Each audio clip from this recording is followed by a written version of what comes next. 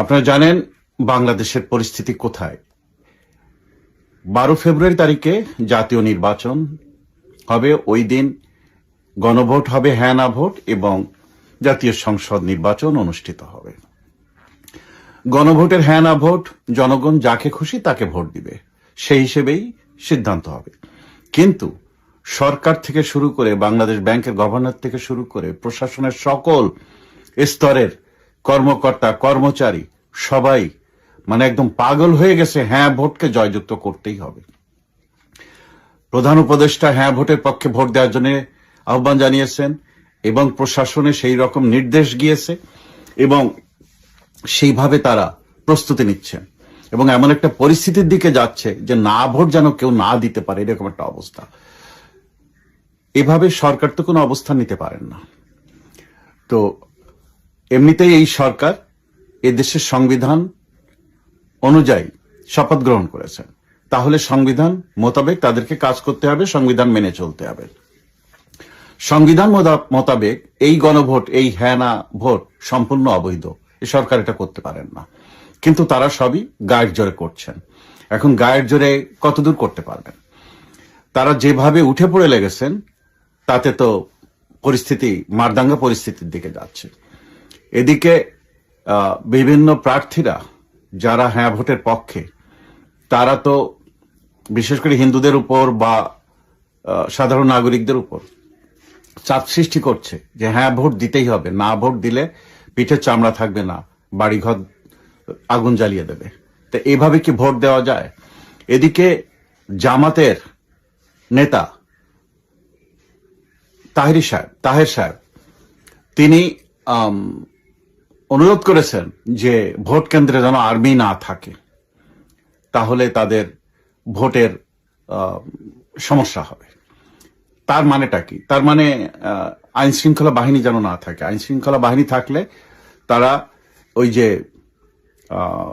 যে জবরদস্তি সিল মারবে, জবরদস্তি ভোট নিজেদের মতো করবে, সেটা করতে পারবে না। এই জন্য তারা আহ্বান জানাচ্ছে আর্মি বা আইন শৃঙ্খলা বাহিনী যেন ভোট কেন্দ্রের মধ্যে না থাকে।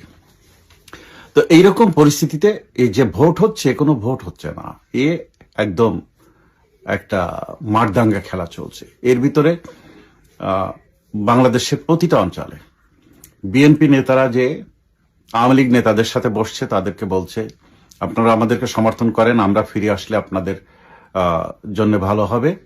এই অথচ সারা বাংলাদেশের সকল আওয়ামী লীগ নেতা কর্মীদের উপরে নির্যাতন যা হয়েছে, জমি জমা দখল যা হয়েছে, নারীদের উপরে যত রকম অত্যাচার হয়েছে, তার 90 থেকে 95 ভাগই করেছে বিএনপি।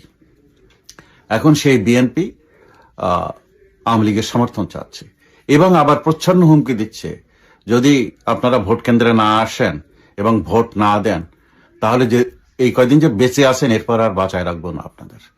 তার মানে এটা একেবারে হুমকি। এদিকে জামাত নেতারা বলছেন হিন্দুদের বাড়িতে বাড়িতে যে যদি এবার তোমরা ভোট কেন্দ্রে না আসো বা যদি দাঁড়িপাল্লায় ভোট না দাও, তো পিঠের চামড়া থাকবে না, তোমাদের বাড়িঘর সব আগুন দিয়ে জ্বালায় দেবো। এবং সেসব বক্তব্য আপনারা দেখতে পাচ্ছেন অনলাইনে, ফেসবুকে সব চলে আসছে। এগুলো কি নির্বাচন হওয়ার মতো পরিবেশ? এর ভিতরে আওয়ামী লীগের পক্ষ থেকে দিল্লিতে সাবেক পররাষ্ট্রমন্ত্রী হাসান মাহমুদ ভাই, তিনি এবং নওফেল ভাই তারা দুজন, আমাদের এই দুই নেতা করেছেন, প্রেস কনফারেন্স করেছেন নেত্রীর নির্দেশে, এবং সেখান থেকে তারা আহ্বান জানিয়েছেন। প্রথম কথা, জাতিসংঘ থেকে যে সকল রিপোর্ট দেয়া হয়েছিল ভলকার ট্যুরের মাধ্যমে, এগুলো আইনিভাবে যে মিথ্যা প্রমাণিত হয়েছে সেগুলো তুলে ধরেছেন এবং বাংলাদেশ সরকার কিভাবে দেশ চালাচ্ছেন এবং কিভাবে এখন আমরা সমাধানের দিকে আসতে পারি। এরকম একটা জায়গায় পুরা বাংলাদেশের মানুষ নড়ে চড়ে বসেছে যে 17 মাস পরে এই প্রথম আওয়ামী লীগের পক্ষ থেকে প্রেস কনফারেন্স করা হলো ভারতের মাটিতে, এবং এখান থেকে এবং গত কয়েকদিন ধরে যে বিষয়গুলো সামনে আসছে সেটা হলো আমেরিকা, ইউরোপীয় ইউনিয়ন, অস্ট্রেলিয়া, রাশিয়া, ভারত, মধ্যপ্রাচ্য এবং বিভিন্ন দেশ তারা কিন্তু পরিষ্কারভাবে চাচ্ছে বাংলাদেশে আওয়ামী লীগ সহ সকল দলের অংশগ্রহণে একটি নিরপেক্ষ ও গ্রহণযোগ্য অংশগ্রহণমূলক নির্বাচন হোক। তো সেই হিসেবে এই সরকারের কাছে এবং বিভিন্ন রাজনৈতিক দলের কাছে তারা তাদের বক্তব্য পেশ করেছে। যা ঘটবে, সিদ্ধান্ত যা হবে 22 তারিখের মধ্যেই হবে। ইতিমধ্যে আমাদের সাবেক পররাষ্ট্রমন্ত্রী ডক্টর আব্দুল মোমেন ভাই তিনি জানিয়েছেন, আমাদের নিউ ইয়র্কের একটা অনুষ্ঠানে উনি উপস্থিত ছিলেন, তো উনি পরিষ্কার বলেছেন যে এই সরকার, বিশেষ করে doctor Yunus is a failure government, উনি দেশ চালাতে পারছেন না এবং উনি সম্পূর্ণ দেশটাকে একটি বিপজ্জনক অবস্থায় নিয়ে গেছেন। এ থেকে বাঁচার একটাই উপায়, উনাকে পদত্যাগ করে সরে যেতে হবে এবং তত্ত্বাবধায়ক সরকারের অধীনে নির্বাচন দিতে হবে এবং তত্ত্বাবধায়ক সরকার এসে একটি নিরপেক্ষ নির্বাচন আয়োজন করবে। সেখানে আওয়ামী লীগ সহ সকল দল অংশগ্রহণ করবে, দেশের মানুষ সিদ্ধান্ত নেবে কারা কে কাকে ভোট দিবে। এই ছাড়া আর যতভাবেই হোক ডক্টর ইউনূস যেভাবে দেশ চালাচ্ছেন এভাবে দেশ চালানো সম্ভব না। আর যদি তত্ত্বাবধায়ক সরকার মাধ্যমে নির্বাচন না করে, যত দেরি করবে তত রক্ত ঝরবে এবং এমন একটা পর্যায়ে, গৃহযুদ্ধ এমন পর্যায়ে যাবে, তখন যে দেশটা কোথায় যাবে, কোথায় যে থামবে, তার পরিণতি কি হবে, কত মানুষ মরবে, এটা কেউ জানে না। দেশ একটা ভয়াবহ ব্লাডশেড বা রক্তের বন্যা বা গৃহযুদ্ধ এই দিকেই যাচ্ছে। এরকম একটা জায়গায় আজকে ভারত থেকে জানা গেল আমাদের নেত্রী মাননীয় প্রধানমন্ত্রী জননেত্রী শেখ হাসিনা আগামী 23 তারিখে প্রেস কনফারেন্স করে ভাষণ দিবেন এবং সে ভাষণ তো সরাসরি প্রচার হবে এবং তিনি তার কথা তুলে ধরবেন। আমরা যা মনে করছি, এই সরকার যদি এখনো সময় আছে, যদি দেশটাকে রক্ষা করতে চায়, তাহলে ইমিডিয়েট তত্ত্বাবধায়ক সরকারের অধীনে নির্বাচনের আয়োজন করুক এবং এই 12 তারিখের নির্বাচন পিছিয়ে দিক। তা না হলে পরিস্থিতি যেদিকে যাচ্ছে তা কারো জন্য কাম্য হবে না, কারো জন্য ভালো ফলাফল হবে না।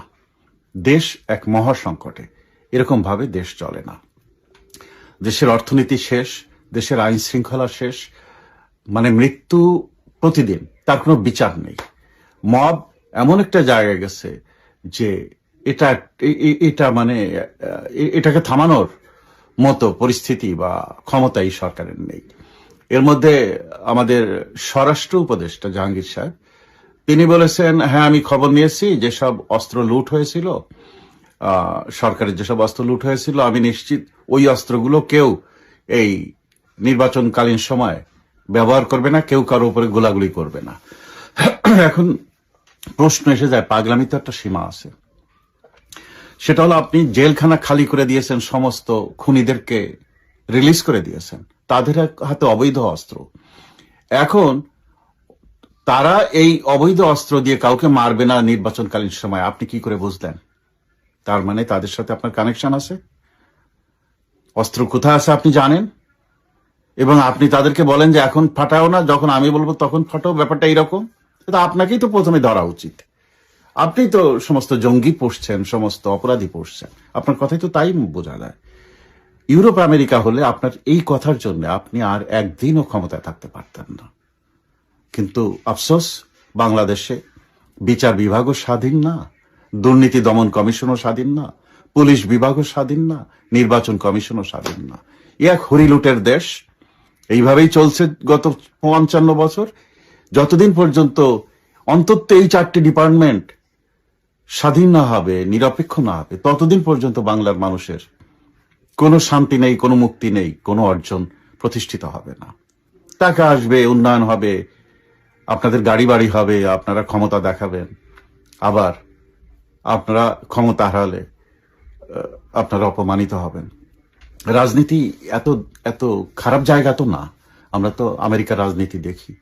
কিন্তু রাজনীতিটা যখন অপরাধের জায়গা করে ফেলা হয়, দুর্নীতির জায়গা করে ফেলা হয়, অর্থ আয়ের জায়গা করে ফেলা হয়, ক্ষমতা দিয়ে আরেকজনকে দমিয়ে রাখার প্রক্রিয়া করা হয়, তখন সেই রাজনীতি বিপজ্জনক হয়ে দাঁড়ায়।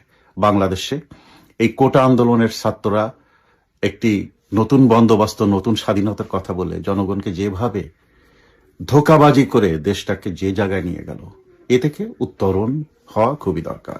প্রিয় দেশবাসী, এদেশ আমার, আপনার, সবার। দেশটাকে বাঁচান। জয় বাংলা, জয় বঙ্গবন্ধু। বাংলাদেশ